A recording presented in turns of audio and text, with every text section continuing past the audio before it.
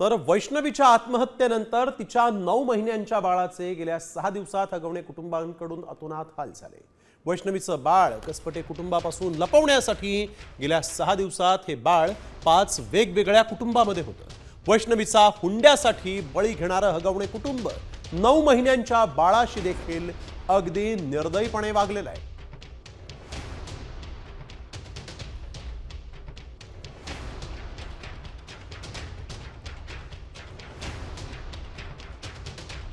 त्यांनी काय केलं, राजेंद्र हगवणेंचे भाऊच म्हणले, त्यांचेच भाऊ म्हणले की बाळ द्या ताब्यात। तर तो तेवढ्यात तो निलेश चव्हाण आला, म्हणलं कोण तुम्ही म्हणल्यानंतर हे म्हणले की अरे मी हगवणेंचा भाऊ आहे, मी आजोबा आहे त्यांचा।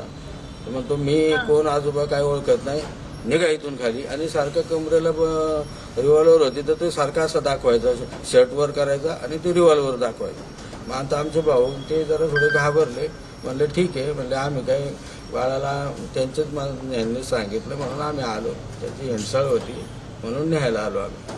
आणि आजही आता गेले तर तिथं बाळ नाही आहे। पिरंगुट या ठिकाणी पवळे हे त्यांचं कोणाकडे दिलेलं आहे, त्याचा मित्र कोण पवळे का पाहुणे मला नाही माहिती, पण ते पिरंगुटमध्ये बाळ पळवले असं लक्षात आलं।